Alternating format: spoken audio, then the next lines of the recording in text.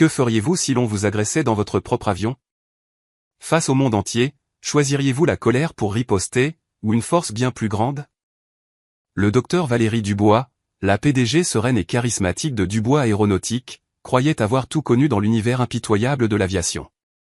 Pourtant, au cours d'un vol, le geste d'une hôtesse de l'air sur son visage a enclenché une série d'événements que nul n'aurait pu anticiper.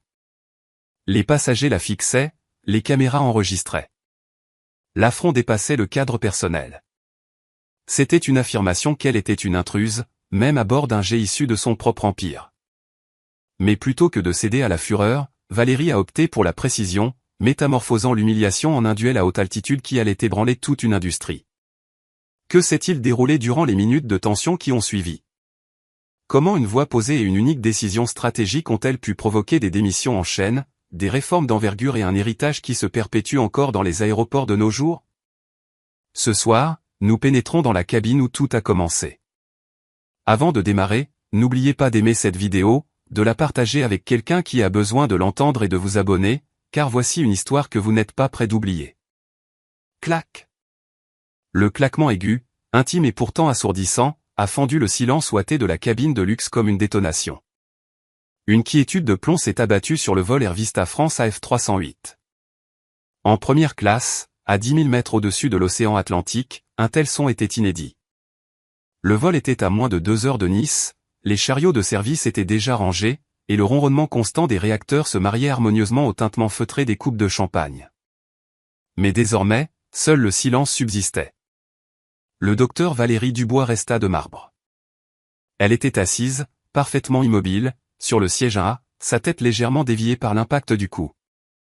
Un fin ruban écarlate dessina la courbe de sa lèvre inférieure avant de perler sur le col de son tailleur bleu marine impeccable. Face à elle, Sandrine Leclerc, l'hôtesse de l'air, avait la poitrine soulevée par une respiration haletante. Sa main droite flotta dans les airs un instant de trop, parcouru de tremblements. Ses ongles arboraient un vernis beige institutionnel. Les gens de votre espèce doivent comprendre où est leur place, lança Sandrine.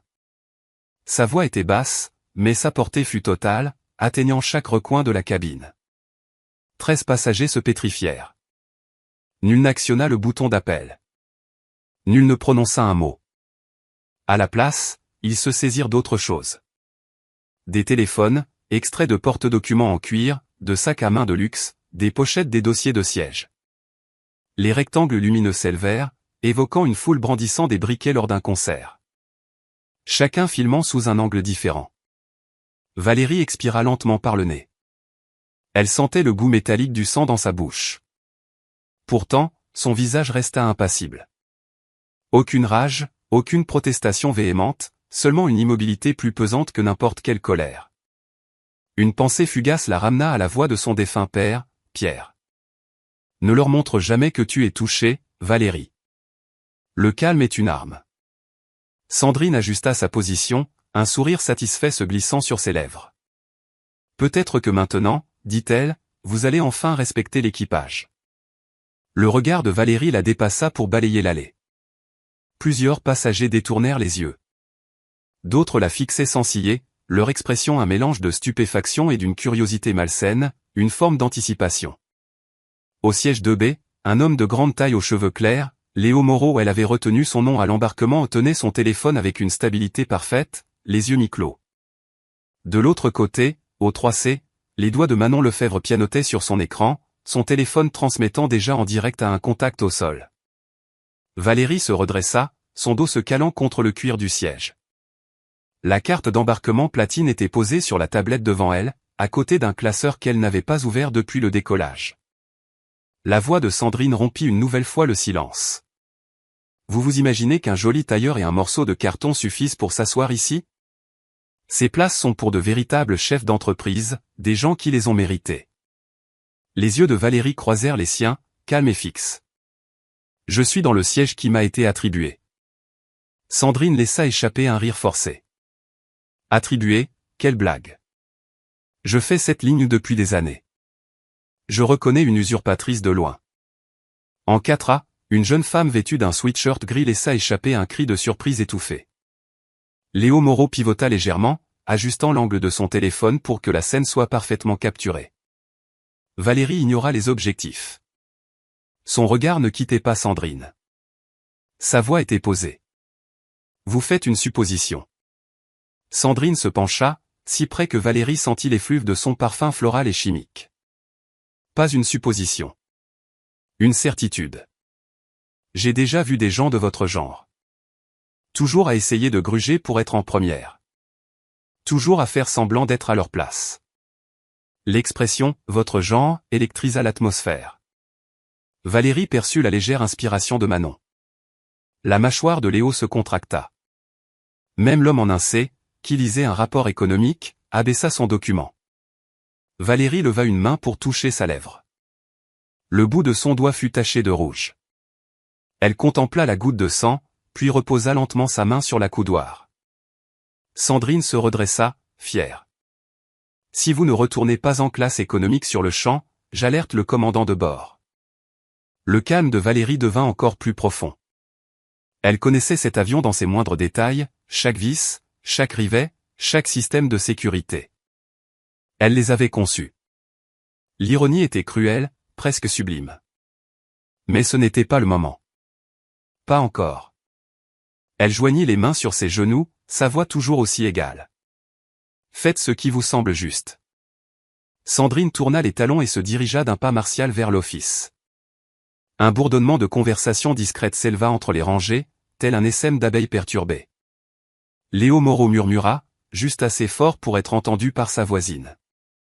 Elle commet une erreur monumentale. Valérie laissa son regard errer vers le hublot. En contrebas, l'Atlantique miroitait sous la lumière déclinante, une immense étendue d'argent liquide. Elle s'octroya une longue inspiration.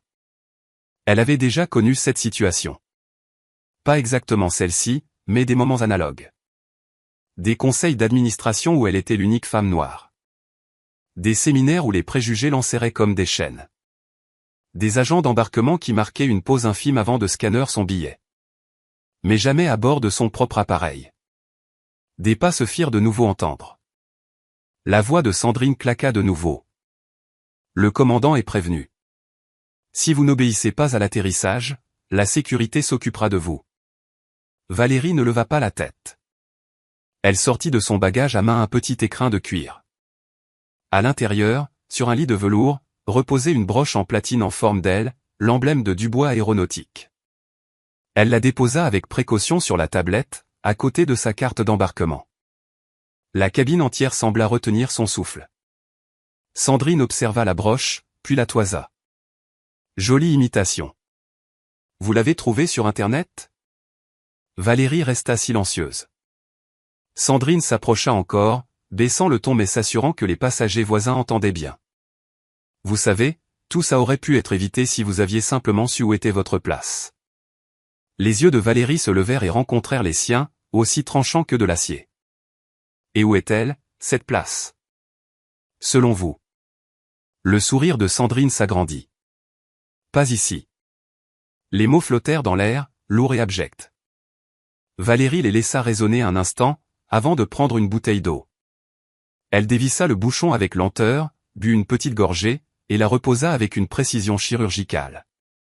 Dans sa tête, elle décomptait déjà les minutes la séparant de Nice, le compte à rebours avant que le poids de cet événement ne s'abatte, non sur elle, mais sur l'univers tout entier de Sandrine Leclerc. Dehors, le soleil achevait sa course, parant les nuages de reflets d'or et de pourpre. À l'intérieur, la tension était palpable.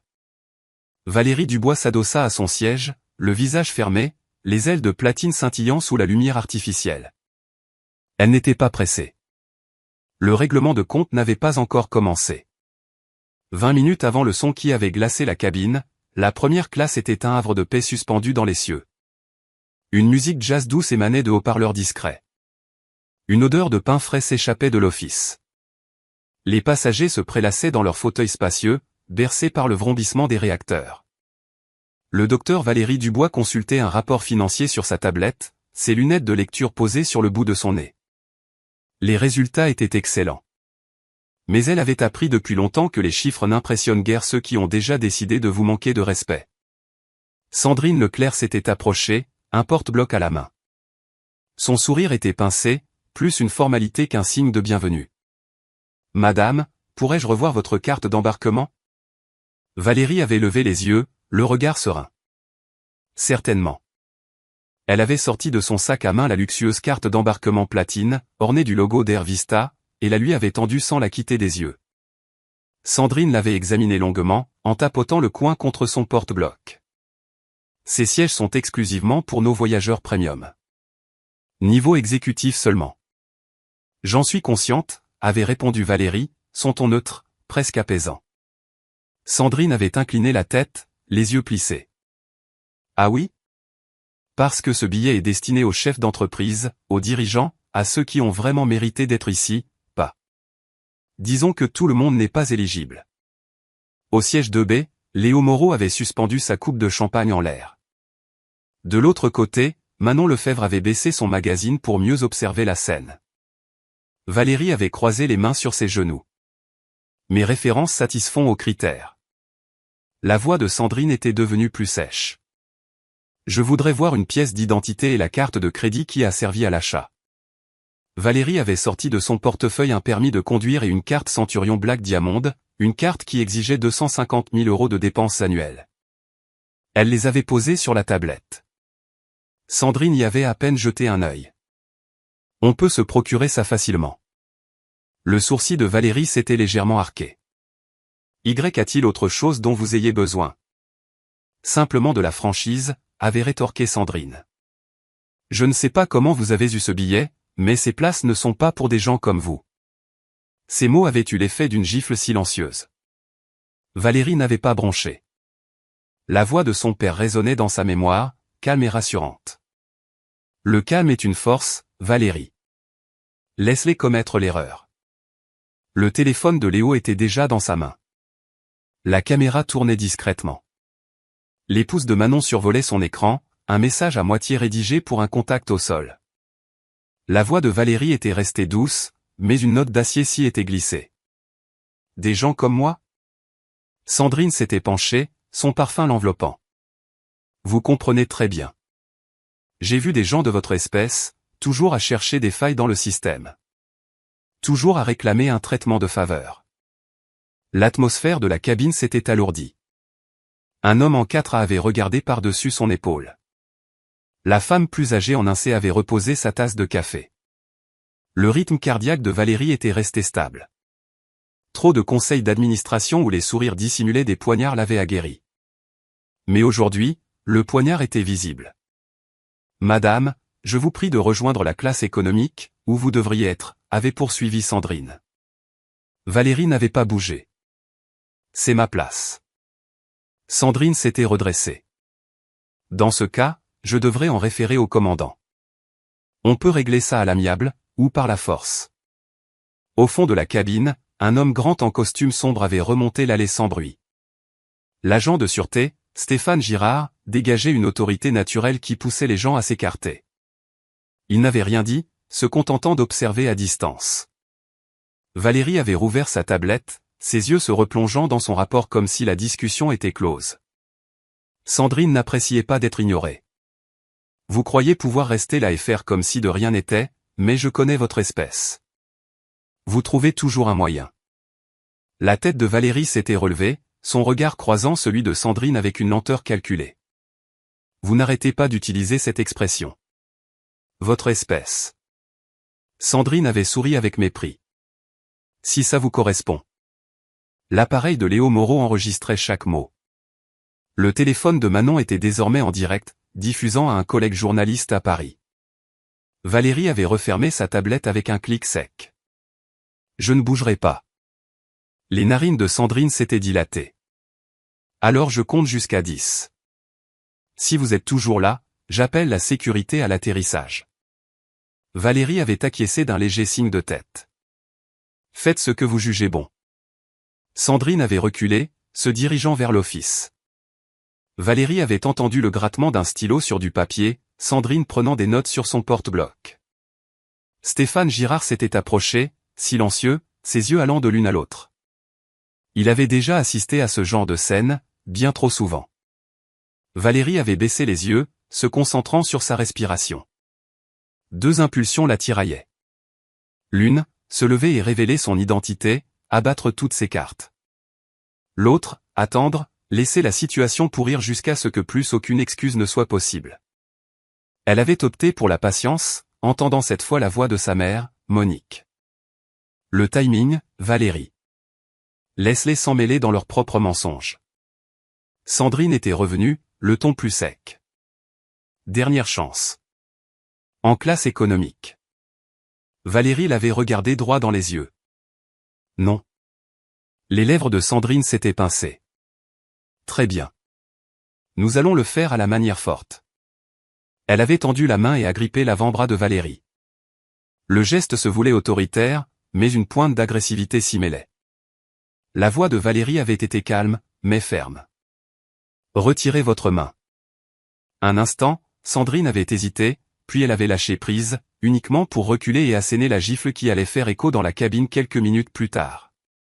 La douleur avait été vive, mais le contrôle de Valérie était absolu.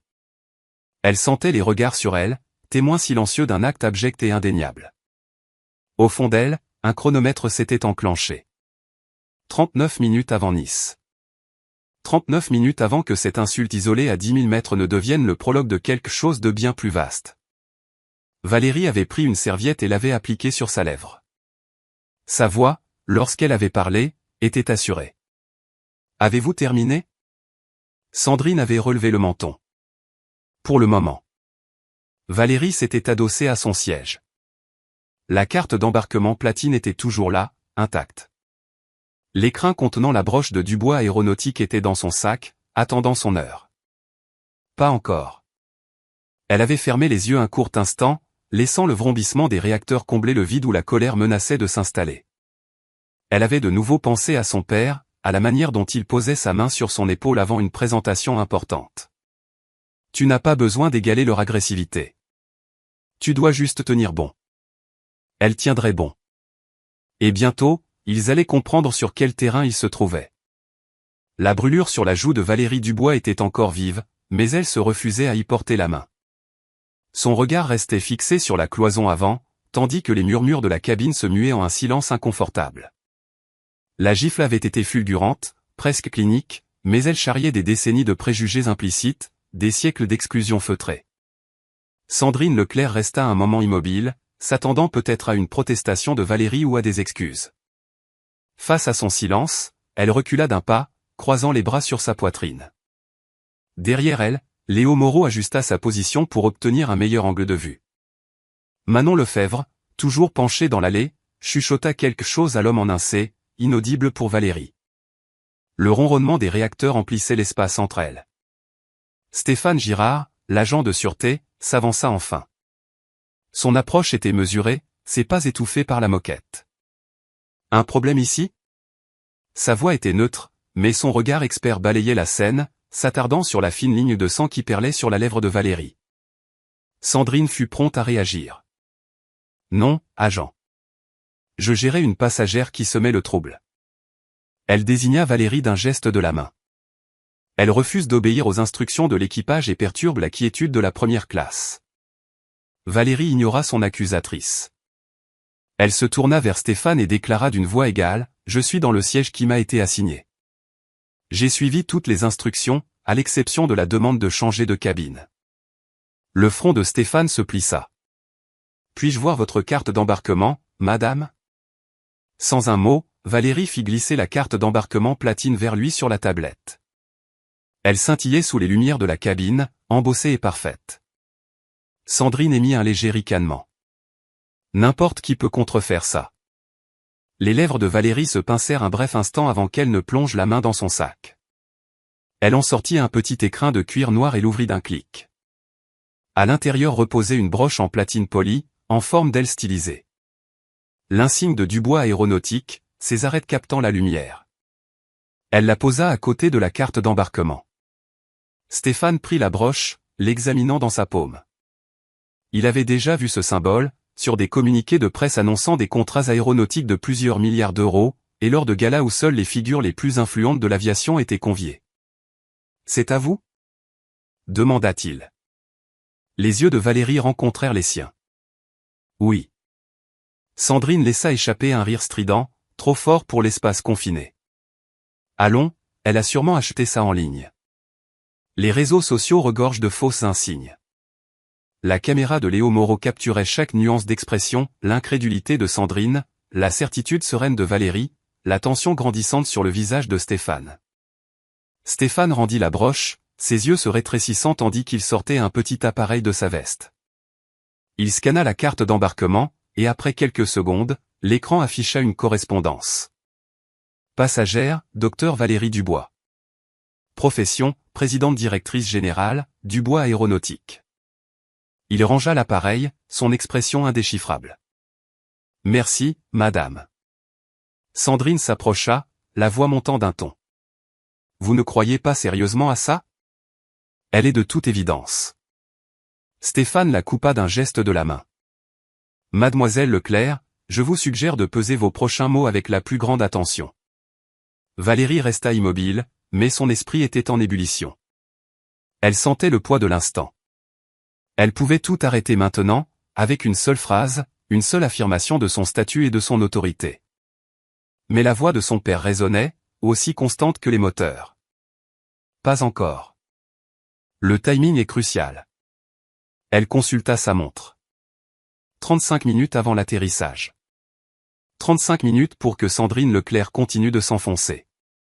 Frustrée, Sandrine se détourna, marmonnant des propos sur les passagers qui abusaient de la carte du racisme. Valérie inspira profondément pour se recentrer. L'envie de répliquer était forte, mais elle la contint. Chaque mot de Sandrine était un nouveau fil dans la toile qu'elle tissait autour d'elle-même. Stéphane resta à proximité, sa présence une dissuasion silencieuse. Il était dans l'allée depuis assez longtemps pour remarquer les réactions subtiles des autres passagers, les épaules qui se redressaient, les téléphones s'orientant pour de meilleurs angles, les chuchotements. Léo croisa brièvement le regard de Valérie. Son expression traduisait une forme de reconnaissance, non seulement de son visage, mais de la force dont elle faisait preuve. Sandrine revint de l'office, un linge humide à la main. Elle le tendit à Valérie avec une sollicitude feinte. « Pour votre lèvre, dit-elle. » Valérie regarda le linge, puis Sandrine. « Non, merci. » Ce refus sembla irriter Sandrine plus encore que la blessure. Elle jeta le linge sur la tablette et croisa de nouveau les bras. « Faites comme vous voulez. » Valérie s'adossa à son siège, son esprit passant en revue le protocole qu'elle avait établi pour ce genre de situation. Preuves, témoins, documentation. Elle savait que l'équipe juridique de Dubois Aéronautique obtiendrait les enregistrements de la cabine avant même que l'avion ne touche le sol. Elle savait que les vidéos des passagers inonderaient les réseaux sociaux avant même d'arriver à la porte. Mais surtout, elle savait qu'elle maîtrisait la situation. Non pas grâce à son titre ou sa fortune, mais parce qu'elle refusait de perdre son sang-froid. Sandrine rôdait à quelques mètres, manifestement peu encline à abandonner. Elle fit semblant de s'occuper d'autres passagers, mais ses yeux revenaient sans cesse vers le siège 1A. Valérie prit la serviette de tout à l'heure et tamponna délicatement sa lèvre. Le saignement s'était calmé, mais la marque resterait. Elle décida de ne pas la dissimuler. Certaines cicatrices méritaient d'être visibles. Stéphane recula finalement, adressant un léger signe de tête à Valérie avant de se diriger vers le cockpit. Elle se doutait qu'il informait déjà le commandant de la situation. Sandrine s'approcha à nouveau, baissant la voix sur un ton qu'elle croyait confidentiel. « Vous auriez pu éviter tout cela. Il suffisait de vous asseoir en classe économique et de vous épargner cette humiliation. » La réponse de Valérie fut à peine audible, mais elle porta suffisamment pour glacer l'air entre elles. « La seule humiliation ici est la vôtre. » La bouche de Sandrine s'entr'ouvrit, puis se referma. Elle recula d'un pas, les yeux plissés. Valérie tourna son attention vers le hublot. En bas, la côte se dessinait à l'horizon, baignée par la lumière ambrée du crépuscule. La ville de Nice attendait, et avec elle, le dénouement. Elle laissa son regard s'attarder sur le paysage, son reflet à peine visible sur la vitre. La femme qu'elle voyait était imperturbable, intacte et en parfait contrôle. Le bourdonnement des réacteurs était régulier. Son pouls battait au même rythme. Plus que 33 minutes. La tension dans la cabine était devenue une entité palpable. Elle pesait sur les cloisons, saturait l'air conditionné, et s'enroulait autour de chaque passager qui observait, attendant la suite des événements. Le docteur Valérie Dubois n'avait pas quitté son siège 1A. La carte d'embarquement platine était toujours sur la tablette, son éclat subtil sous la liseuse. À côté, la broche de Dubois aéronautique gisait comme une petite parcelle de vérité polie que personne n'osait tout à fait accepter. En 2B, Léo Moreau se pencha légèrement. Sa voix était basse, destinée uniquement à la femme en 3C. C'est Valérie Dubois. Ce n'est pas une simple femme d'affaires. Elle dirige Dubois aéronautique. Manon Lefebvre, assise de l'autre côté de l'allée, l'entendit néanmoins. Elle tourna la tête juste assez pour croiser le regard de Léo, sa propre expression se muant en reconnaissance. Le Dubois aéronautique. Les Jets. Léo acquiesça une fois, son téléphone toujours en train de filmer. Les jets, les contrats de défense, la flotte privée. C'est elle. L'information se propageait comme une onde silencieuse dans la cabine. Les passagers qui étaient restés neutres se penchaient maintenant, leur regard se faisant plus insistant sur Sandrine Leclerc. Le calcul était simple. Si c'était vrai, le rapport de force dans la pièce était sur le point de s'inverser radicalement. Sandrine, ignorant le changement d'atmosphère autour d'elle, s'en tenait à sa version. Elle croisa les bras et leva les yeux au ciel en direction de Stéphane Girard, l'agent de sûreté. « Vous n'allez tout de même pas gober ça ? Ce n'est qu'une femme avec un billet contrefait et une broche fantaisie. » La voix de Stéphane était posée, mais empreinte d'une fermeté nouvelle. « Mademoiselle Leclerc. J'ai vérifié son identité sur le manifeste des passagers et avec mon terminal de sécurité. » Sandrine laissa échapper un rire sec. « Ces systèmes peuvent se tromper. Vous ne me ferez pas croire que quelqu'un comme elle est en un sans avoir usé de passe-droit ou d'une arnaque. » Le regard de Valérie s'éleva de la broche pour rencontrer celui de Sandrine. Sa voix était calme, mais chaque mot était pesé. « Vous semblez très sûr de ce que les gens comme moi sont capables de faire. » Les lèvres de Sandrine formèrent un rictus. « Je fais cette ligne depuis 10 ans. Je sais reconnaître quelqu'un qui n'est pas à sa place. » Valérie consulta sa montre. 30 minutes avant l'atterrissage. Le moment était venu de faire tomber le premier domino. Elle prit son téléphone, dont la coque était d'un noir mat sobre, et sélectionna un contact unique. La communication fut établie presque instantanément. « Ici Dubois », dit Valérie. La voix à l'autre bout était efficace, professionnelle et respectueuse. « Oui, docteur Dubois. Nous sommes prêts. » Les yeux de Valérie ne quittèrent pas Sandrine pendant qu'elle parlait. « Activez le protocole Horizon. Mise en œuvre immédiate. Redirigez tous les flux vers la cellule de crise. » Un accusé de réception discret lui parvint avant qu'elle ne raccroche. Les sourcils de Léo se haussèrent imperceptiblement. Les mains de Manon s'immobilisèrent au-dessus de son téléphone. « Qu'est-ce que c'est que ce protocole Horizon ?» demanda Sandrine, le soupçon se lisant sur son visage. Valérie ne répondit pas. Elle reporta son attention sur Stéphane. « Dans combien de temps amorçons-nous la descente ? » « Dans environ 28 minutes, répondit-il. Valérie acquiesça légèrement et se cala dans son siège, les mains jointes sur ses genoux. Autour d'eux, la cabine avait cessé de feindre l'indifférence. Les passagers s'orientaient pour ne rien manquer de l'échange. Les téléphones restaient en l'air, certains diffusant en direct, d'autres enregistrant en silence. Même l'homme en 1C, qui était resté discret pendant tout le vol, était maintenant assis, bras croisés, observant Sandrine Leclerc avec une désapprobation manifeste. Sandrine tenta de reprendre l'avantage. « Très bien, si vous voulez jouer à ce jeu.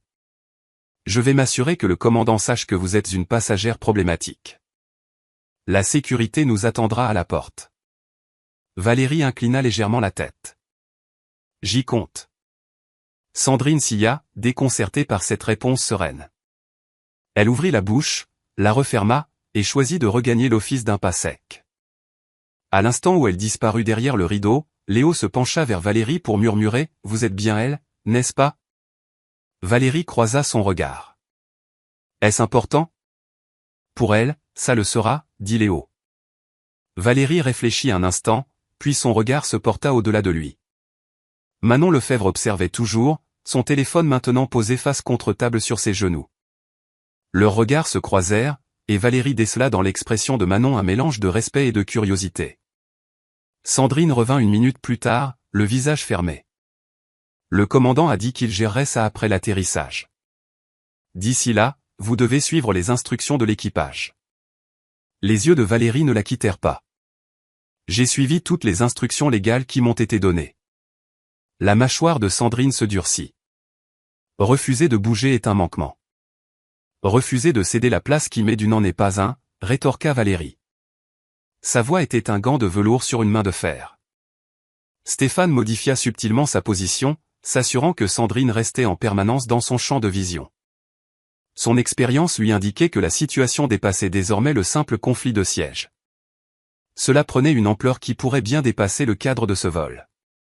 Valérie vérifia à nouveau sa montre. 26 minutes. L'équipe juridique devait déjà être en place à Nice. Le protocole Horizon devait être en train d'extraire le flux vidéo en temps réel des systèmes de l'avion.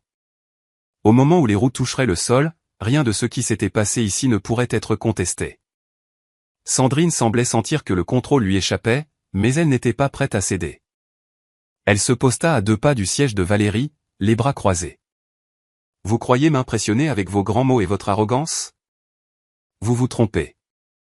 J'en ai vu d'autres. » Le regard de Valérie était imperturbable. « Vous ne m'avez jamais vu, moi. » Les mots étaient calmes, mais ils résonnèrent dans toute la cabine. Léo se renversa lentement sur son siège, les lèvres pincées pour réprimer un sourire. Le téléphone de Manon s'alluma, affichant un message entrant qu'elle ignora. Sandrine fut la première à scier, son regard allant de Stéphane aux autres passagers. Elle sentait le poids de leur regard. Ce n'était plus de la curiosité, c'était du jugement. Valérie se pencha et ouvrit sa mallette, laissant entrevoir une pile de dossiers impeccablement rangés. Au sommet, un contrat dont l'entête proclamait en lettres capitales « Accord stratégique de fourniture de cellules d'avions du bois aéronautique ». La première page portait une signature identique à celle du nom sur la carte d'embarquement platine. Sandrine baissa les yeux, puis les releva vers Valérie. « Et qu'est-ce que ça prouve ?» Valérie ne répondit pas. Elle referma simplement la mallette, le bruit sec des fermoirs ponctuant le silence entre elles. Les moteurs vrombissaient sous le plancher. Dehors, l'océan laissait place aux contours diffus de la côte française. Valérie inspira, s'imprégnant du poids de l'instant. Bientôt, la vérité ne serait plus un murmure échangé en 2B ou une insinuation en 3C. Elle serait indéniable, publique et irréversible. Et à ce moment-là, l'univers de Sandrine Leclerc commencerait à s'effondrer. Valérie consulta sa montre une dernière fois. 24 minutes avant l'atterrissage. Tout le temps nécessaire. Le rideau de l'office bougeait tandis que Sandrine Leclerc, juste derrière, parlait à voix basse et pressée dans l'interphone. La cabine était calme, hormis le ronronnement des réacteurs et le tintement occasionnel d'un verre. Le docteur Valérie Dubois était assise en un A, sa posture détendue, son esprit tournant à plein régime. Chaque seconde qui s'écoulait la rapprochait de l'instant pour lequel elle s'était préparée en silence. Elle se pencha et rouvrit sa mallette, ses doigts effleurant les dossiers méthodiquement classés.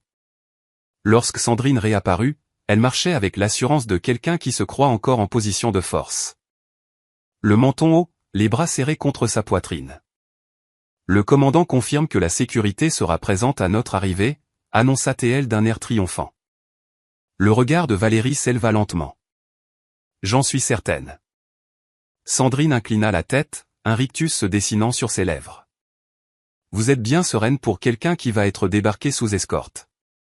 Valérie referma à moitié la mallette, posant ses mains dessus. C'est parce que je sais quelque chose que vous ignorez. Les yeux de Sandrine se plissèrent. Et qu'est-ce donc ? La voix de Valérie était douce, presque amicale. Je connais votre parcours. Une ombre d'incertitude traversa le visage de Sandrine, mais elle la dissimula aussitôt. Pardon ? Valérie sortit un unique dossier de sa mallette, l'ouvrit et le posa sur la tablette, l'orientant pour que Sandrine puisse lire. Plainte numéro 1, aéroport de Lyon-Saint-Exupéry. Avril 2021.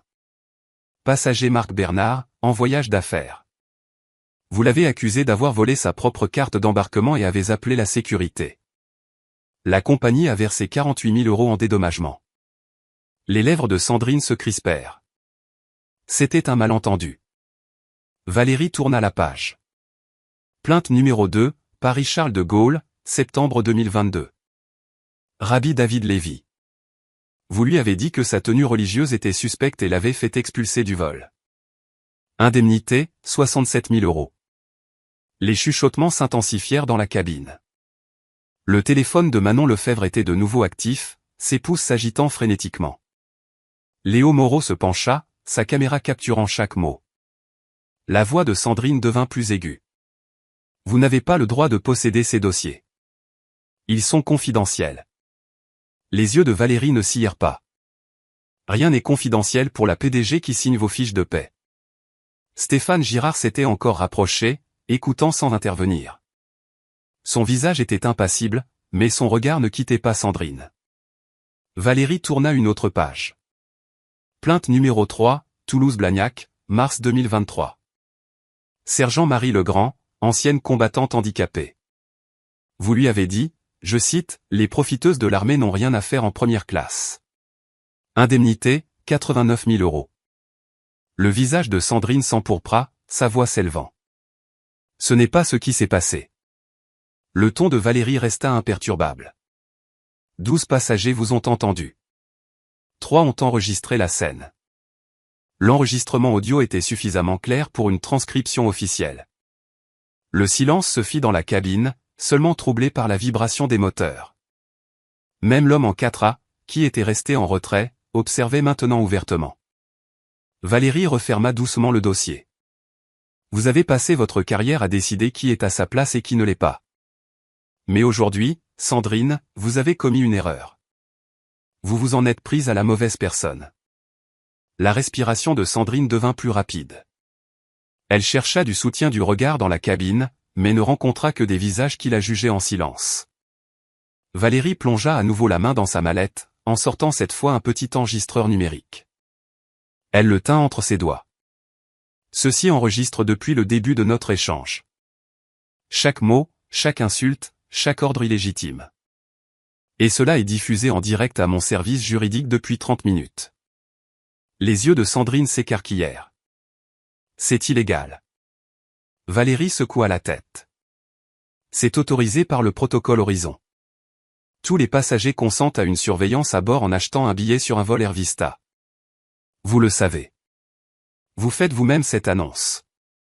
Léo bougea sur son siège, marmonnant juste assez fort pour sa voisine, elle est cuite.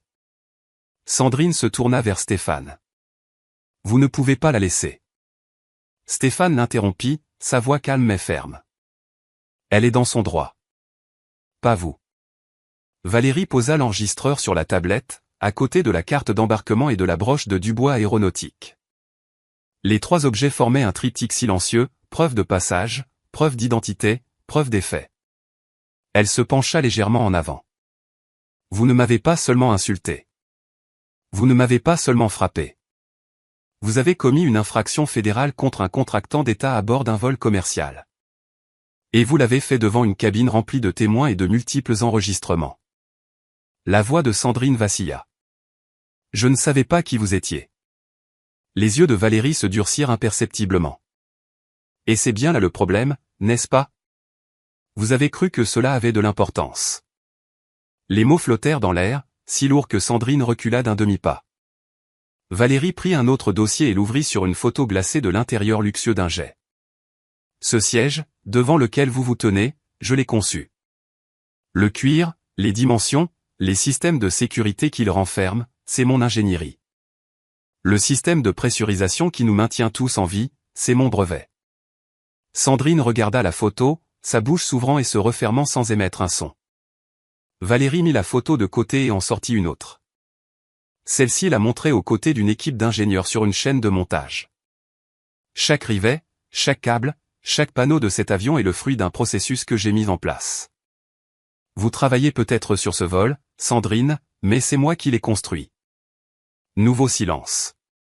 Par le hublot, l'océan était maintenant parsemé de sillage blanc laissés par des bateaux. Valérie referma la mallette avec une lenteur délibérée. Je suis précisément à ma place.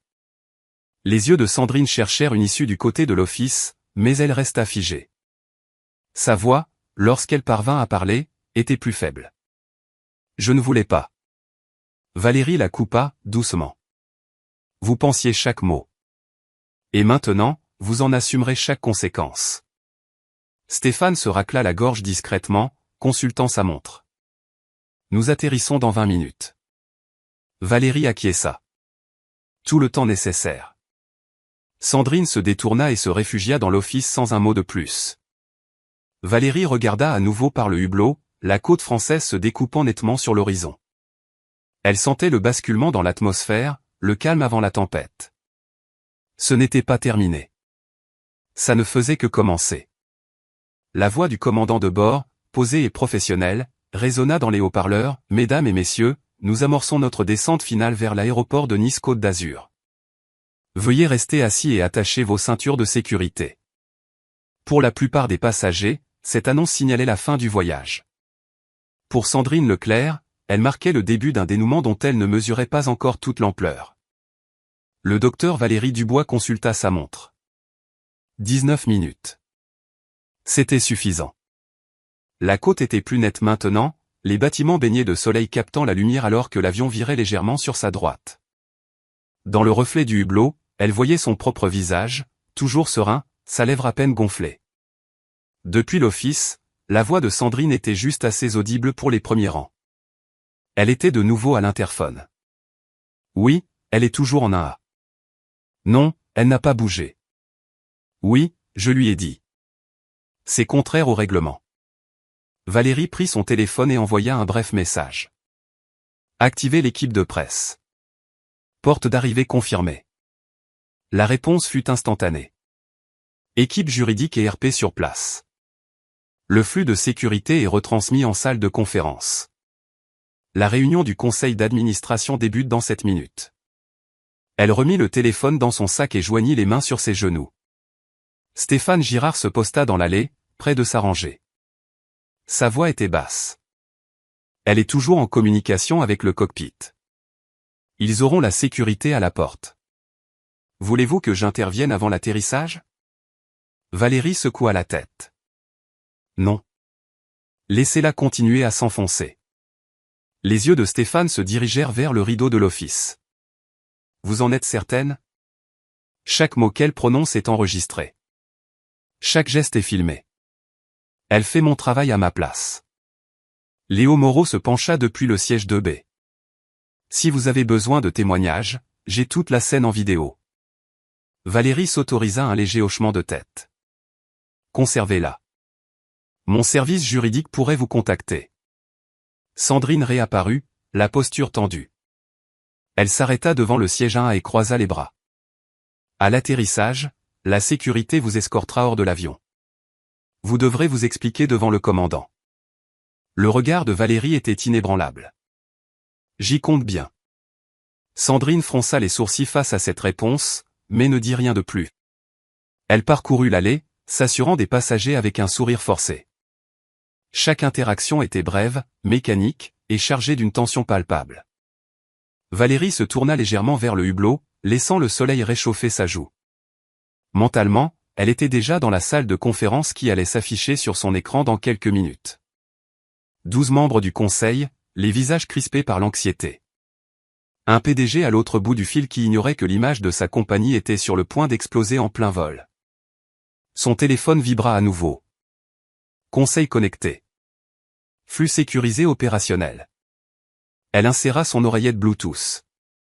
Un geste quasi imperceptible. D'une pression sur son téléphone, sa vision bascula de la cabine à un écran partagé affichant des visages familiers en haute définition. Docteur Dubois, dit une voix, suave mais teintée d'appréhension. Nous croyons comprendre qu'un incident a eu lieu. Valérie parla à voix basse, juste assez pour que l'oreillette capte ses mots. C'est une façon de voir les choses. Vous allez bientôt en découvrir une autre. Sur l'écran, Jean-Pierre Dupont, PDG d'Air Vista France, apparut au centre. Ses cheveux gris étaient impeccables, sa cravate nouée à la perfection. Il sourit. Le genre de sourire que les dirigeants arborent quand ils se croient encore maîtres de la situation. Valérie, commença Dupont, je suis convaincu qu'il s'agit d'un malentendu. Nous pourrons en discuter après votre atterrissage. Non, Jean-Pierre, rétorqua Valérie, nous en discutons maintenant. Pendant que je suis encore assise dans le siège que votre employé a jugé que je ne méritais pas. Le sourire de Dupont s'effaça. Une employée? Valérie bougea légèrement sur son siège. Le flux vidéo de son téléphone montrait le profil de Sandrine Leclerc quelques rangées plus loin. L'hôtesse de l'air Sandrine Leclerc. 3 plaintes pour discrimination à son actif, toutes étouffées par des arrangements financiers. Aujourd'hui, elle en a ajouté une 4e, et cette fois, contre moi. La réaction au sein du conseil fut immédiate. Les yeux s'écarquillèrent, les papiers furent remués. Quelqu'un se racla la gorge. Dupont se pencha en avant.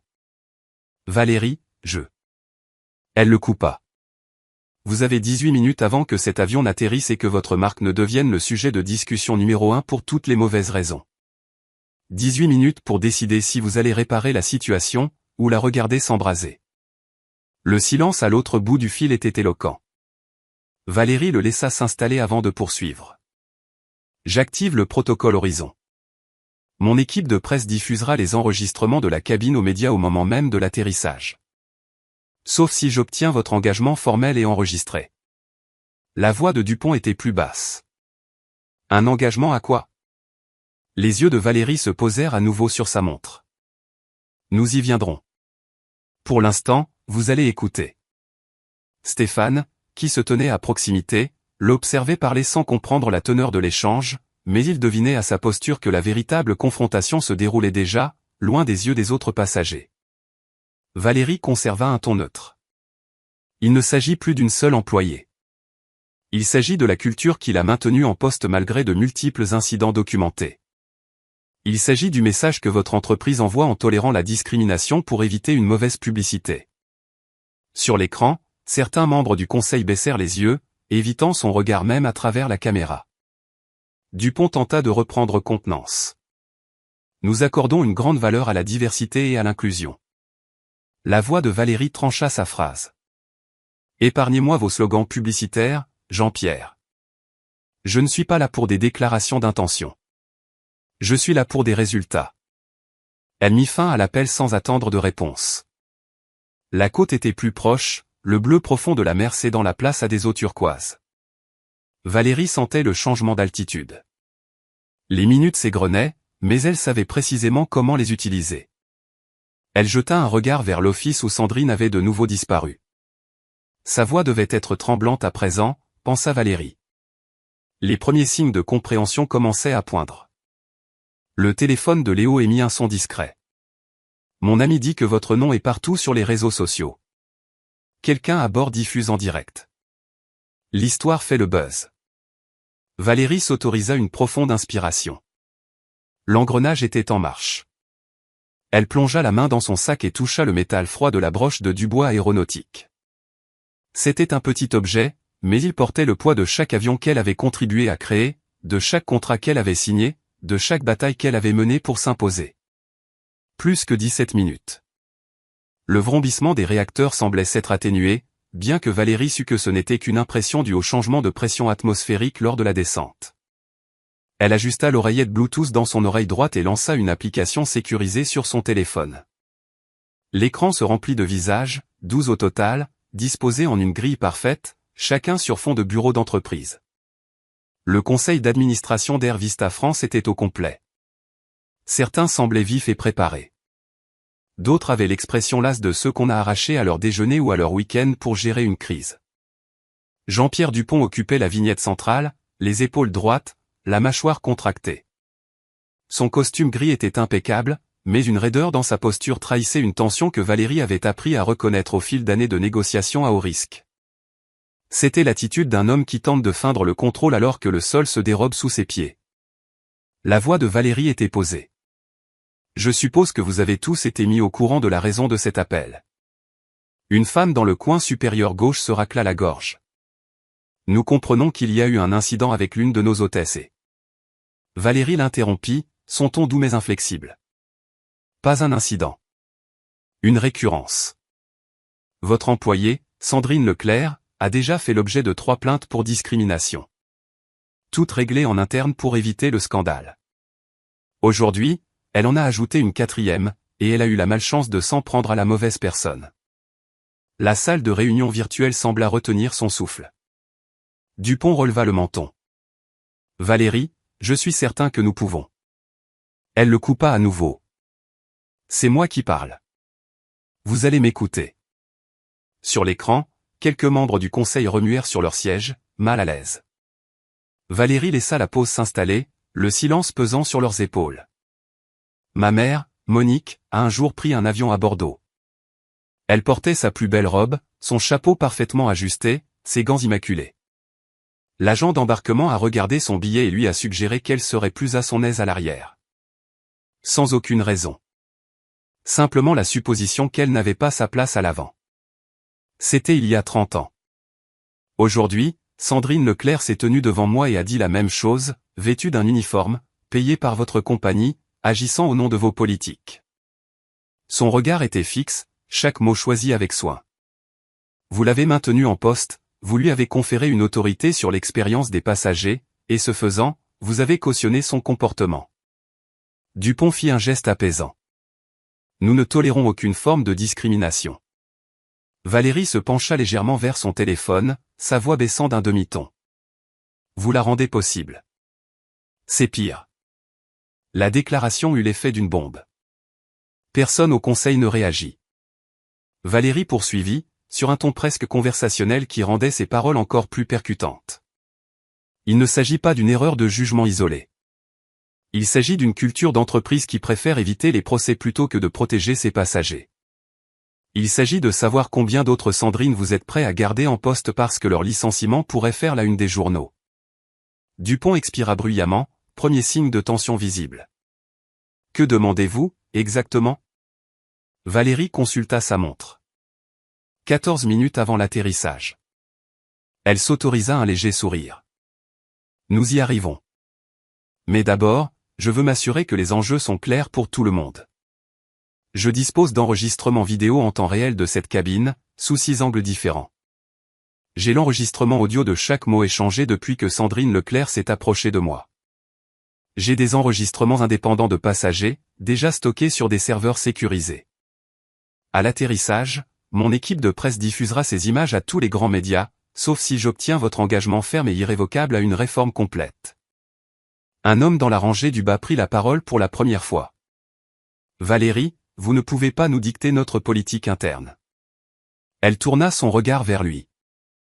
Je peux décider si vous continuerez à recevoir des avions et des services de maintenance de Dubois Aéronautique. Et je peux décider si le public aura encore assez confiance en votre compagnie pour acheter un billet. Le visage de Dupont devint cireux. Vous menacez un contrat de 920 millions d'euros par an. Je promets de le rompre, rétorqua Valérie. Si vous choisissez l'inaction. Un instant, seul le grésillement de la ligne sécurisée se fit entendre. Valérie sentit le changement de dynamique.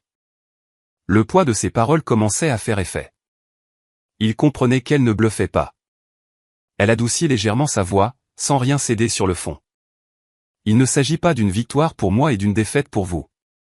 Il s'agit de savoir si vous êtes prêt à changer un système qui blesse des gens chaque jour. Si vous refusez, vous perdrez bien plus qu'un contrat. Vous perdrez votre réputation, vos parts de marché, et peut-être vos postes. Sur l'écran, un membre plus jeune du conseil se pencha vers sa caméra. Que voulez-vous que nous fassions? Valérie acquiesça. C'est la bonne question. Les yeux de Dupont se plissèrent. Valérie, vous devez comprendre que des changements aussi radicaux. Elle ne le laissa pas finir. Je n'ai rien à comprendre. Vous, en revanche, devez comprendre que le temps est compté.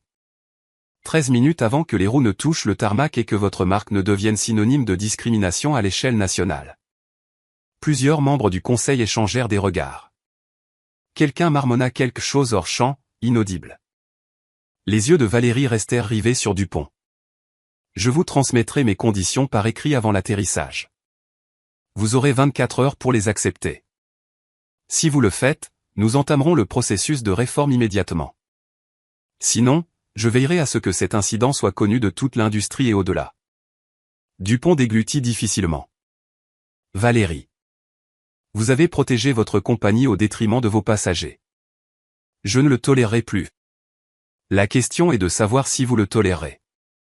Elle mit fin à l'appel sans attendre de réponse. La cabine autour d'elle redevint son principal foyer d'attention. Stéphane Girard se tenait non loin, son regard balayant les passagers comme si de rien n'était. Léo Moreau se pencha dans l'allée, la curiosité se lisant sur son visage. Manon Lefebvre feignait de consulter son téléphone, mais ses regards se portaient sans cesse vers Valérie. Par le hublot, la silhouette de Nice se précisait. Des tours de verre captant la lumière de fin de journée. Valérie rangea son téléphone et ajusta la broche de Dubois Aéronautique sur son revers.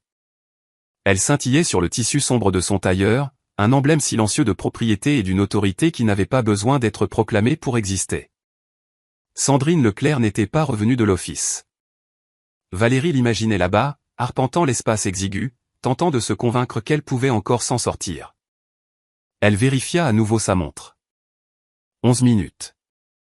La descente était douce, le son des moteurs s'assourdissant alors que l'avion piquait vers la piste.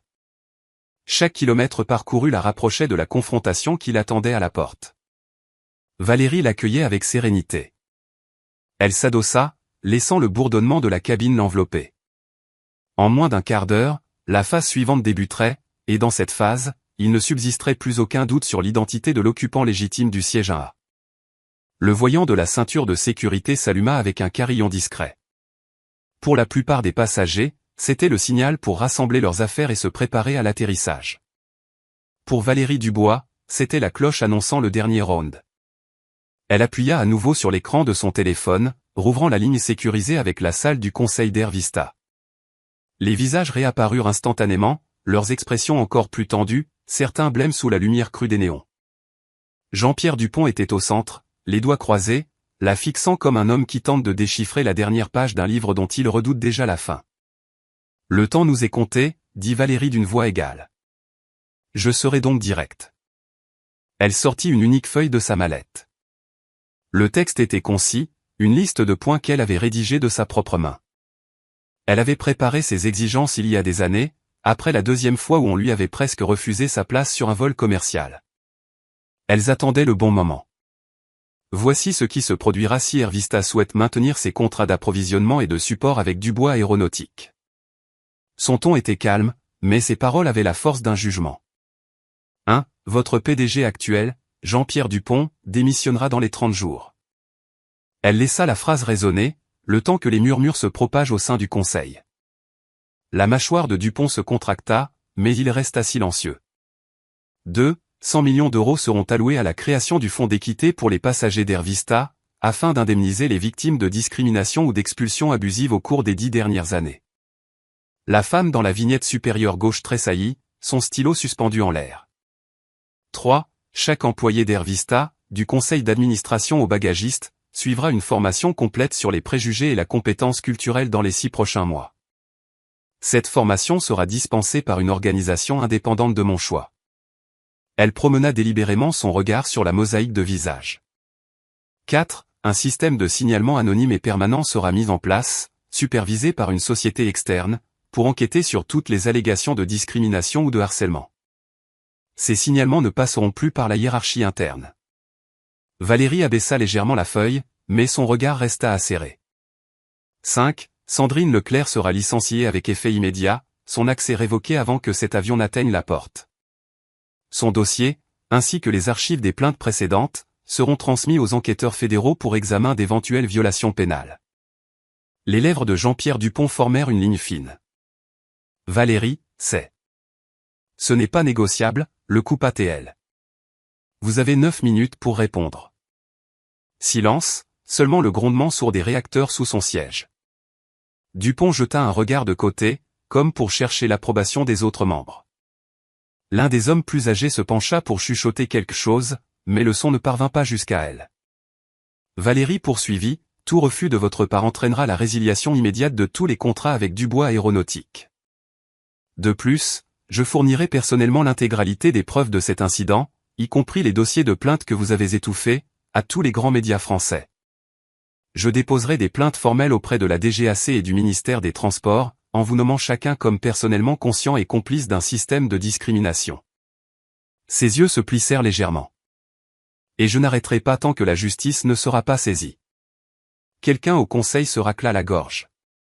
Docteur Dubois, sauf votre respect, vos exigences sont. Mes exigences, interrompit Valérie, sont le strict minimum pour commencer à réparer les torts que votre compagnie a causés. Sur l'écran, l'expression de Dupont se transforma. Il n'avait plus l'air d'un homme qui pensait pouvoir s'en tirer en négociant. Il avait l'air de quelqu'un qui évaluait ses chances de survie face à la catastrophe imminente. « Pourquoi faites-vous cela ?» demanda l'un des plus jeunes membres. « Pourquoi ne pas simplement accepter un arrangement financier ?»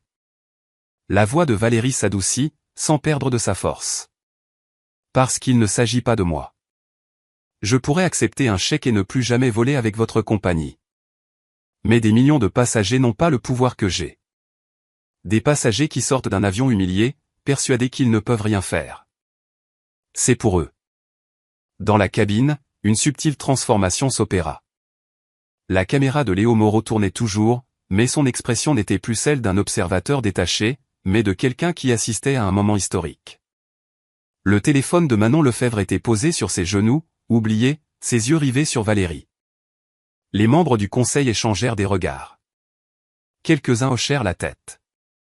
Le vent était en train de tourner. Dupont s'adossa à son fauteuil, expirant lentement. « Vous aurez notre réponse à votre atterrissage. »« Vous aurez 1 minute après l'atterrissage, » corrigea Valérie. « Pas une de plus. » Elle mit fin à l'appel avant qu'il ne puisse répliquer. Dehors, l'avion s'inclina, s'alignant sur la piste d'approche. La skyline de Nice emplissait les hublots, le soleil se reflétant sur les tours de verre. Valérie rangea la feuille d'exigence dans sa mallette et la referma d'un clic discret. Elle ajusta la broche de Dubois aéronautique sur son revers, sentant son poids familier. Stéphane Girard s'approcha. « Tout va bien ?» Les yeux de Valérie rencontrèrent les siens. « Tout est sur le point d'aller bien. » De l'office, Sandrine Leclerc réapparut. Son expression était un curieux mélange de défi et d'anxiété. Elle s'approcha du siège 1A, mais s'arrêta net, comme si elle se heurtait à un mur invisible. « Vous êtes bien silencieuse ?» tout à coup, lança Sandrine. La voix de Valérie était glaciale. « Certaines choses doivent être dites au bon moment. » Sandrine inclina la tête. « Et c'est quand, ce moment ?» Valérie jeta un regard vers le hublot, où la piste commençait à être visible. Bientôt. Le train d'atterrissage se déploya avec un bruit sourd et mécanique qui fit vibrer le plancher. Les volets s'étendirent. Les passagers commencèrent à s'agiter, rassemblant leurs sacs, ajustant leurs vêtements. Valérie resta immobile, les mains posées sur les accoudoirs. Elle avait affronté des conseils d'administration hostiles, mené des négociations de plusieurs milliards d'euros, et démantelé des entreprises 2 fois plus grandes qu'Air Vista. Ce moment n'était pas différent. L'avion descendait en douceur, le sol se rapprochant. Elle pouvait presque sentir l'instant précis où les roues toucheraient le tarmac, et avec lui, l'instant où la direction d'Air Vista choisirait de sauver ce qui pouvait l'être, ou de tout regarder s'effondrer. Sa montre indiquait 16h16. Atterrissage dans 3 minutes. Décision dans 4. Valérie s'accorda une lente inspiration. Son cœur battait calmement. Elle était exactement là où elle devait être. Les roues heurtèrent la piste avec un bruit sourd et sec, suivi par le rugissement puissant de l'inversion de poussée. La cabine fut projetée en avant, puis se stabilisa sous l'effet des freins. Dehors, le paysage de l'aéroport de Nice-Côte d'Azur défilait à toute vitesse, un flot de tarmac, de lumières de guidage et d'avions immobiles. Assise au siège 1A, le docteur Valérie Dubois ne bougea pas. Elle laissa l'inertie s'apaiser autour d'elle, comme une mer qui se calme après la tempête. C'était l'apogée du moment qu'elle avait construit depuis la gifle de Sandrine Leclerc. Chaque seconde à venir serait mesurée, calculée. Les passagers attrapaient leurs bagages, détachant leur ceinture malgré le voyant lumineux encore allumé. Les voix des hôtesses entamèrent leur refrain habituel, mais l'atmosphère était différente, chargée d'une électricité palpable. Du coin de l'œil, Valérie vit Sandrine Leclerc se pencher sur l'interphone, parlant rapidement. Ces mots étaient inaudibles, mais Valérie en devinait la teneur. Elle imagina l'équipe de sécurité qui attendait à la porte, s'attendant à la débarquer comme une passagère indisciplinée. Les moteurs ralentirent alors que l'avion rejoignait sa porte. À travers le hublot, Valérie vit le terminal se rapprocher, ses parois de verre reflétant le soleil couchant. Mais elle vit aussi quelque chose qui fit battre son cœur plus vite, non de peur, mais de satisfaction.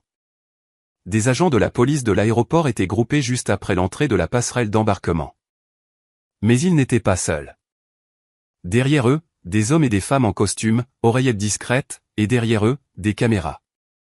Au moins 4 équipes de télévision, leurs objectifs braqués sur la porte. Le téléphone de Valérie vibra une fois. Un message de sa directrice des relations publiques, Chloé Martin. Ils sont en direct. Déclaration à votre signal. L'avion s'immobilisa. Le voyant de la ceinture s'éteignit. Un murmure parcourut la cabine tandis que les passagers se levaient pour récupérer leurs sacs dans les compartiments. Une impatience mêlée de curiosité. Les gens sentaient qu'un événement était imminent. Sandrine se posta dans l'allée, devant la porte. Sa voix était enjouée, faussement chaleureuse. Mesdames et messieurs, bienvenue à Nice. Veuillez rester assis jusqu'à ce que nous soyons à la porte et que le commandant ait éteint le signal des ceintures. Son regard croisa celui de Valérie, avec un éclair de ce qui semblait être du triomphe. Valérie attendit le signal sonore pour se lever, lissant lentement le devant de son tailleur. La broche de Dubois Aéronautique brilla alors qu'elle entrait dans l'allée. Elle ignora Sandrine. La porte s'ouvrit. L'air chaud de Nice se mêla à l'air frais de la cabine, charriant une légère odeur de kérosène. Un homme de grande taille en costume sombre fut le premier à entrer, montrant ses accréditations au commandant et au copilote. Son regard balaya la cabine, puis se posa sur Valérie. « Docteur Dubois », dit-il en inclinant la tête. « Par ici. » La tête de Sandrine pivota brusquement vers lui. « Excusez-moi. » Elle doit être interpellée. La voix de l'homme trancha la sienne. « Non, mademoiselle Leclerc. C'est vous. » 2 officiers en uniforme s'avancèrent, leurs mains posées sur leur ceinture, leur présence imposant une autorité indiscutable. Sandrine sia, sa bouche s'ouvrant et se refermant. Je ne comprends pas. L'homme en costume lui tendit un document plié. Ceci est un ordre de suspension immédiate en attente d'enquête. Votre accès aux propriétés et systèmes d'Air Vista est révoqué. À effet immédiat. Une onde de choc parcourut la cabine. Les passagers tendirent le cou. Quelqu'un murmura, incroyable. Le visage de Sandrine devint écarlate. C'est absurde. L'un des officiers s'approcha. Madame, vous allez devoir nous suivre. C'est moi qui vous ai appelé, protesta Sandrine. Exactement, répondit l'officier d'une voix neutre. Et l'enquête recueillera votre témoignage. Mais pour l'instant, vous quittez cet avion. Valérie observa la scène, le visage impassible. Elle ne tirait aucune satisfaction de voir quelqu'un l'emmener ainsi, mais elle ressentait un soulagement. Le soulagement de voir le cycle de la protection et du silence brisé, en public.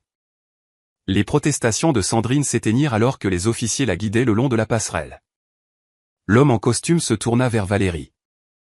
Nous avons une salle sécurisée à votre disposition si vous souhaitez faire votre déposition ici avant votre conférence de presse. Valérie inclina la tête. Je la ferai dans le terminal. Le public mérite de la voir. Derrière elle, les murmures des passagers s'intensifièrent. Léo Moreau se pencha dans l'allée, croisant son regard. Tout le vol est de votre côté, maintenant. C'est quelque chose. Manon Lefebvre esquissa un sourire. Bien plus que quelque chose. Valérie s'engagea dans la passerelle. L'air y était plus chaud, vibrant de l'activité du terminal. L'escorte en costume marchait à ses côtés, parlant à voix basse dans un micro attaché à son revers. En débouchant dans le terminal, l'ampleur de la scène la frappa. Les caméras se tournèrent vers elle en un seul mouvement. Les flashs crépitèrent. Une forêt de microphones se dressa devant elle. Les journalistes criaient son nom, leur voix se chevauchant. Elle s'arrêta devant le cordon de sécurité, balayant la foule du regard. Il y avait des passagers d'Air Vista, leurs téléphones en l'air, du personnel de l'aéroport figé, des voyageurs d'autres portes penchés aux balustrades. Valérie leva le menton. Ces 3 dernières heures, vous avez été témoin de ce qui arrive quand quelqu'un, sous couvert d'un uniforme, croit pouvoir rabaisser un autre être humain par préjugé, par supposition. Vous l'avez vu dans cet avion, et vous en avez vu la conséquence. Sa voix était ferme, portant sans peine par-dessus le brouhaha. Il ne s'agit pas seulement de moi. Il s'agit de tous ceux à qui l'on a dit qu'ils n'étaient pas à leur place, alors qu'ils l'avaient mérité. Il s'agit de responsabilité. Et il s'agit de changement. Elle s'approcha des micros. J'ai transmis à Air Vista France mes conditions pour une réforme systémique. Ils ont quelques minutes pour décider s'ils entament ce changement de leur plein gré, ou s'ils y sont contraints par la pression publique et fédérale. Les appareils photo crépitèrent en rafale. Les journalistes se pressèrent vers l'avant. Valérie leva une main. Je ne répondrai à aucune question tant que leur décision ne sera pas publique. Mais sachez ceci, le siège 1 appartient à celui ou celle qui l'a mérité, pas à celui ou celle qui correspond à la vision étriquée de quelqu'un d'autre. Cette vérité survivra à toutes les politiques et à tous les conseils d'administration. Elle se tourna alors, suivant son escorte vers la salle de conférence. Derrière elle, le tumulte des voix s'amplifia. Le compte à rebours continuait. La salle de conférence était vitrée, surplombant le terminal tel un poste d'observation. De l'intérieur, Valérie voyait la foule encore massée en bas, les visages levés vers les panneaux opaques. Les flashs des appareils photo crépitaient à chaque ombre qui passait derrière la vitre. Une bouteille d'eau fraîche, intacte, était posée sur la table lustrée devant elle. Stéphane Girard, adossé nonchalamment au mur près de la porte, les bras croisés, montait la garde sans qu'on le lui demande. Face à Valérie, 2 représentants de l'autorité aéroportuaire semblaient dépassés par les événements. Le téléphone de Valérie reposait, écran contre table, devant elle. Elle avait accordé à Air Vista exactement 12 minutes pour répondre après sa sortie de l'avion. Il restait 3 minutes. L'air de la pièce semblait lourd, comme si les parois de verre se refermaient sur eux. Valérie gardait un visage neutre, bien qu'elle sentît une légère montée d'adrénaline au bout de ses doigts. Elle avait mené des négociations à haut risque, mais celle-ci était différente. L'enjeu n'était pas des parts de marché ou des contrats. L'enjeu était l'onde de choc qui se propagerait de cette pièce à toutes les portes d'embarquement du pays. Le téléphone vibra une, puis 2 fois. Elle le retourna. Le message venait de Jean-Pierre Dupont lui-même. Vote du conseil achevé. Demande d'appel en direct. Elle fit signe au technicien de l'aéroport de connecter l'appel au système de la salle. Quelques instants plus tard, l'écran mural s'illumina, affichant la grille de visages familiers. Le changement était frappant. Personne n'était avachi. Personne ne feignait de consulter ses notes. Tous les regards étaient tournés vers elle. La voix de Dupont était mesurée, mais une note de résignation s'y percevait. Docteur Dubois, le conseil d'administration d'Air Vista a voté. Les termes que vous avez énoncés dans votre lettre ont été acceptés dans leur intégralité. Ces mots firent l'effet d'une déflagration silencieuse autour de la table. Les responsables de l'aéroport échangèrent un regard. Même Stéphane haussa un sourcil. La posture de Valérie ne changea pas, mais sa voix trahit une pointe de confirmation. Et le calendrier ? Dupont se racla la gorge. Ma démission sera effective dans 30 jours. Le fonds d'équité pour les passagers sera créé immédiatement, avec un premier virement sous 72 heures. Les contrats de formation seront signés d'ici vendredi. Le système de signalement sera opérationnel d'ici 3 mois, et le contrat de Mademoiselle Leclerc a été résilié il y a 10 minutes. La salle de conseil virtuelle était silencieuse, n'écoutant que la voix de Dupont. Valérie acquiesça une fois. Vous avez pris la bonne décision. L'un des membres plus âgés du conseil se pencha en avant. Docteur Dubois, j'espère que vous comprenez que cela ne se fera pas sans heurts. Il y aura une réaction négative du public. Les actionnaires demanderont des comptes. Ils les obtiendront, interrompit Valérie, sous la forme de meilleures performances, de moins de litiges, et d'une entreprise dont ils pourront être fiers. Vous auriez dû faire cela il y a des années. Il n'y eut pas de réplique. Les yeux de Dupont cherchèrent les siens à travers l'écran. Vous avez ce que vous vouliez. Allez-vous retenir les images ? Valérie croisa les mains. Non. Je vais les diffuser. Une vague d'inquiétude parcourut quelques visages. Je vais les diffuser, poursuivit-elle, accompagnée de la déclaration qu'Air Vista France reconnaît des problèmes systémiques et met en œuvre des réformes historiques dès aujourd'hui. Le public verra ce qui s'est passé, mais il verra aussi votre réaction. Vous pouvez choisir de présenter cela comme un échec, ou comme un tournant. La décision vous appartient. Pour la première fois, Dupont parut soulagé, comme si un poids venait de lui être retiré des épaules. Il acquiesça légèrement. Nous nous coordonnerons avec votre cabinet. Vous vous coordonnerez avec mon cabinet, confirma Valérie. Et vous le ferez sérieusement. L'appel se termina sans formalité. L'écran devint noir, ne laissant que le reflet. Stéphane s'avança. Alors, c'est réglé. Valérie expira. Pas tout à fait un soupir. C'est un début. Le vrai travail commence maintenant. Elle se leva, lissant sa veste de tailleur. Dehors, le brouhaha du terminal était une rumeur vivante. Le message de la directrice des RP s'afficha à nouveau sur son téléphone. Presse prête. Caméra prête. Le directeur de l'aéroport lui indiqua la porte. Quand vous voudrez, docteur Dubois. Le retour vers le hall du terminal fut bref mais solennel. Chaque pas résonnait dans le couloir. Elle émergea face à un mur de lumière et de microphones. La foule était encore plus dense. Des bandeaux d'information défilaient en temps réel au-dessus des portes.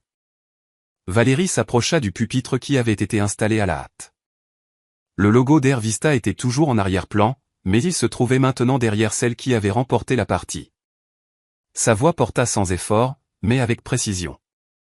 Cet après-midi, un incident s'est produit à bord du vol 382 d'Air Vista France. Ce n'était ni le premier incident de ce type pour cette compagnie, ni pour l'employé impliqué. Mais ce sera le dernier. Les flashs crépitèrent. Les journalistes se penchèrent. Air Vista a accepté des réformes immédiates et profondes, incluant un changement de direction, la création d'un fonds d'équité pour les passagers, une formation obligatoire, une supervision indépendante, et le renvoi définitif du personnel qui bafoue les droits des passagers. Son regard balaya la foule, captant les objectifs et les visages. Ces mesures ne sont pas un cadeau d'Air Vista. Elles sont le prix à payer pour faire ce qui aurait dû être fait depuis le début, traiter chaque passager avec la dignité qu'il mérite. Des questions fusèrent, mais elle n'y répondit pas encore. Elle leva son téléphone, le pouce en suspens au-dessus de l'écran. Les images que vous attendez seront disponibles dans quelques minutes. Elles montreront la vérité. Et à côté, la reconnaissance par Air Vista que le changement commence aujourd'hui. Un murmure parcourut l'assemblée de journalistes. Elle abaissa son téléphone, fixant la caméra la plus proche. Il ne s'agit pas d'une seule compagnie. Il s'agit de toute une industrie. Chaque agent d'embarquement, chaque membre d'équipage, chaque dirigeant qui regarde ceci doit comprendre, le silence ne vous protégera plus. La discrimination ne se cachera plus derrière les règlements, et plus personne ne se verra dire qu'il n'est pas à sa place en raison de qui il est. Ces derniers mots étaient pesés, chacun ayant le temps de porter. Le ciel nous appartient à tous. Elle s'éloigna du pupitre, Stéphane se plaçant à ses côtés. La foule l'assaillit de nouvelles questions, mais elle ne se retourna pas. Dans le calme du couloir de service, derrière la zone de presse, Stéphane sourit enfin. Tu n'as pas seulement gagné, Valérie. Tu as changé les règles du jeu. Valérie lui jeta un regard, un sourire léger mais assuré se dessinant sur ses lèvres. C'était le but. Au moment où Valérie atteignit sa berline à la sortie privée, son téléphone vibrait sans discontinuer. Les titres d'actualité se répandaient déjà sur les applications d'information et les réseaux sociaux.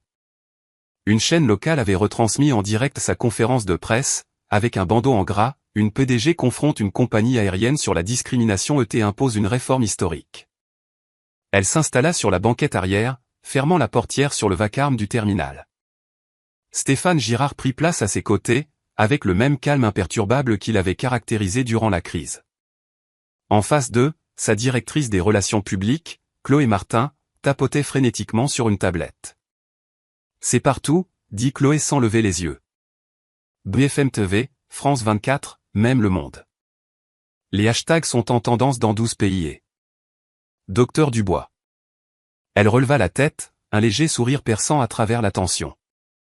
Les vidéos ont été vues plus de 7 millions de fois en une heure. Valérie prit la tablette et fit défiler les publications, des extraits filmés par les passagers, des analyses d'experts juridiques, et même des captures d'écran de mauvaise qualité montrant Sandrine Leclerc escortée le long de la passerelle. Chaque publication suscitait un torrent de réactions, colère, solidarité, incrédulité, gratitude. Une vidéo attira son attention. Elle avait été postée par Manon Lefebvre. La légende disait, voilà ce que signifie la responsabilité. La voix de Manon narrait la vidéo, son ton posé. J'ai vu une femme rester calme face à l'humiliation, puis la voir reprendre le contrôle de la situation pour tout le monde. C'est ça, le pouvoir. C'est ça, le leadership. Ces mots procurèrent à Valérie une douce chaleur. Mais elle ne s'y attarda pas. Ce n'était pas le moment de s'auto-congratuler. Alors que la voiture s'insérait dans la circulation de Nice, elle tourna son regard vers la ligne d'horizon. Les tours de verre reflétaient la lumière du soir, dorée sur les bords. La ville continuait de vivre, comme toujours, et pourtant, quelque chose lui semblait différent. Stéphane rompit le silence.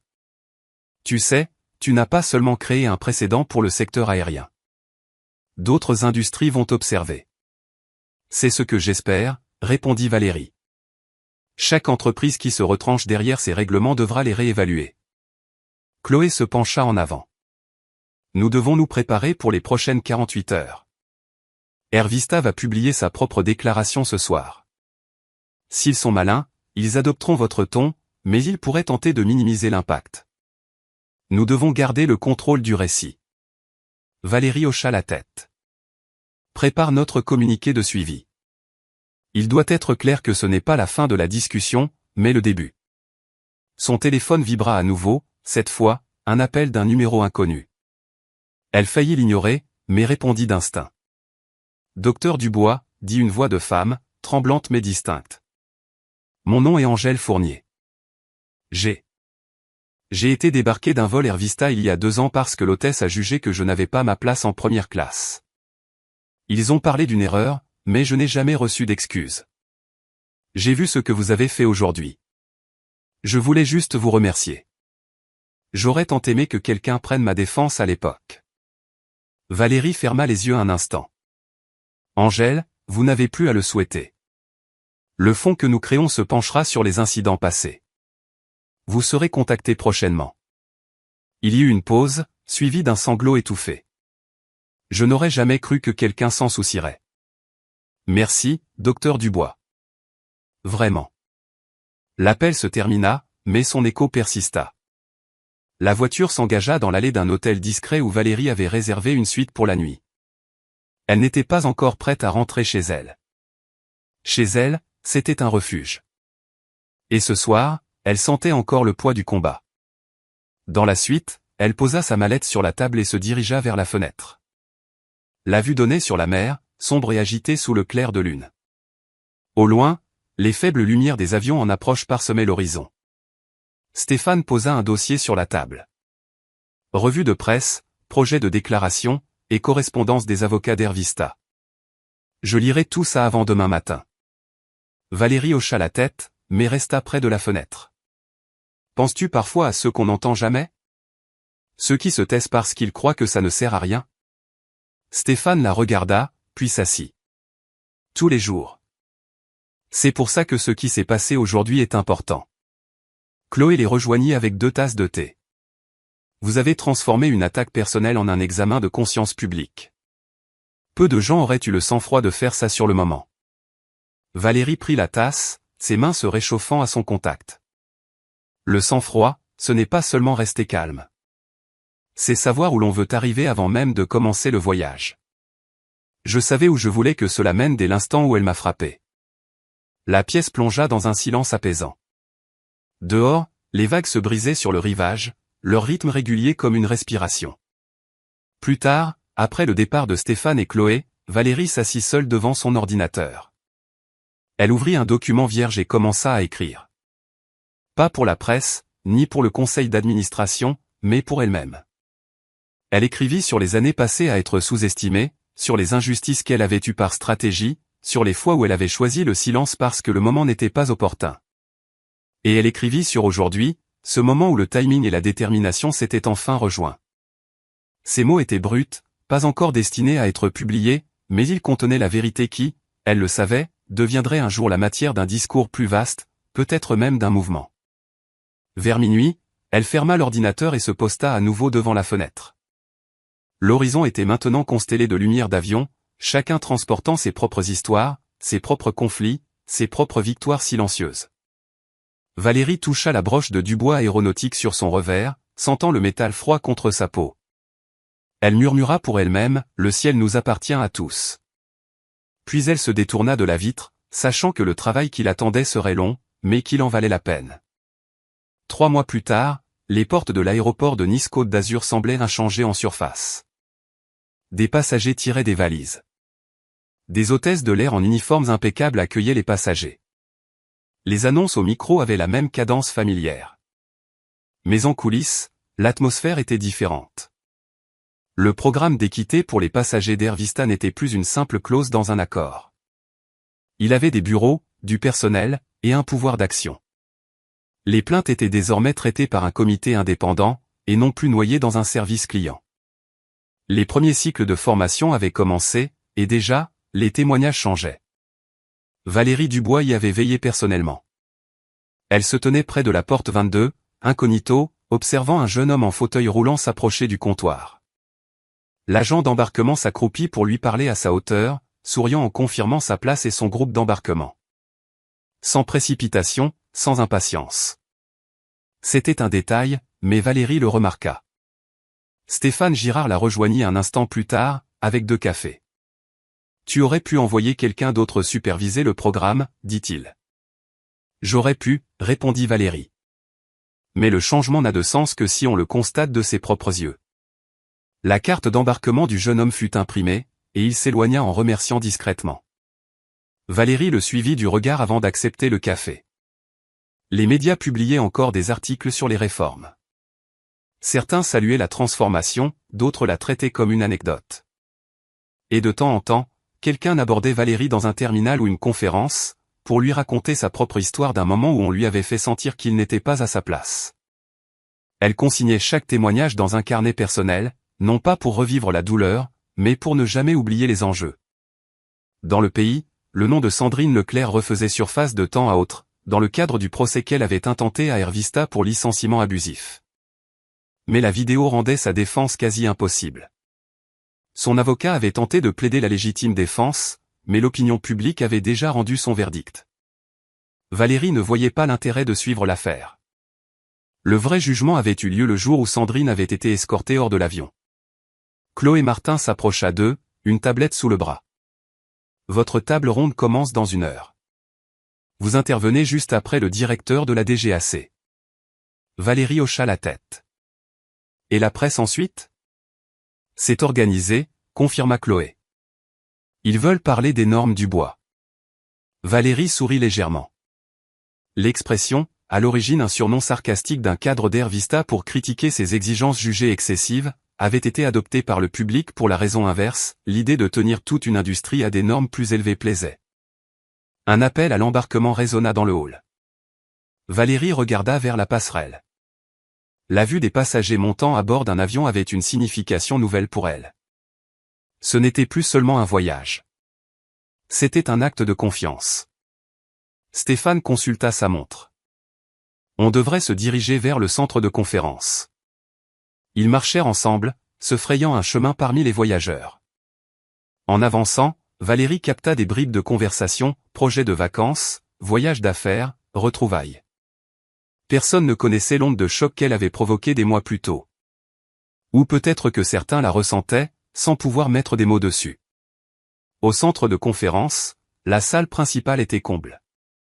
Dirigeants de compagnies aériennes, régulateurs, associations de défense des droits et syndicats s'étaient réunis pour le premier sommet national sur l'équité des passagers. Le discours de Valérie clôturerait la matinée. Quand son nom fut annoncé, les applaudissements furent immédiats et nourris. Elle s'approcha du pupitre, sa broche de Dubois aéronautique brillant sous les projecteurs. Il y a 3 mois, commença-t-elle, un incident à bord d'un vol d'Air Vista France a provoqué une prise de conscience. Beaucoup d'entre vous ont vu la vidéo. Beaucoup ont débattu des détails. Mais ce qui importe aujourd'hui, ce n'est pas l'incident. C'est la réponse. Et la responsabilité qui en découle. Elle laissa le silence se faire. Depuis, nous avons prouvé que la responsabilité peut être plus qu'un communiqué de presse. Elle peut être une structure, un processus, une culture. Les normes Dubois ne visent pas à sanctionner les erreurs. Elles visent à prévenir les préjudices. Et quand un préjudice est commis, à s'assurer qu'il est réparé avec diligence, honnêteté et équité. Elle voyait les visages dans la salle, certains attentifs, d'autres méfiants, d'autres calculateurs. Le changement n'est pas un événement ponctuel, poursuivit-elle. C'est un engagement à faire ce qui est juste, même quand personne ne regarde. Cela signifie se former jusqu'à ce que la bonne décision devienne un réflexe. Cela signifie écouter les passagers. Et cela signifie reconnaître que le droit à la dignité n'est pas un privilège que l'on peut accorder ou retirer. C'est le fondement de toute interaction humaine. Les applaudissements reprirent de plus belle. Après la session, les journalistes se pressèrent dans la zone dédiée. L'un d'eux lui demanda si elle pensait que les réformes seraient durables. Elles le seront, répondit Valérie, si les employés de ces compagnies choisissent de les défendre. Les politiques ne sont que des mots. La culture, c'est ce que l'on vit au quotidien. Un autre lui demanda si elle considérait sa mission terminée avec Airvista. Je ne considère ma mission terminée avec aucune compagnie, répondit-elle. Je continuerai de surveiller, comme beaucoup d'autres. C'est tout l'enjeu. Quand elle quitta le centre de conférence, le soleil se couchait.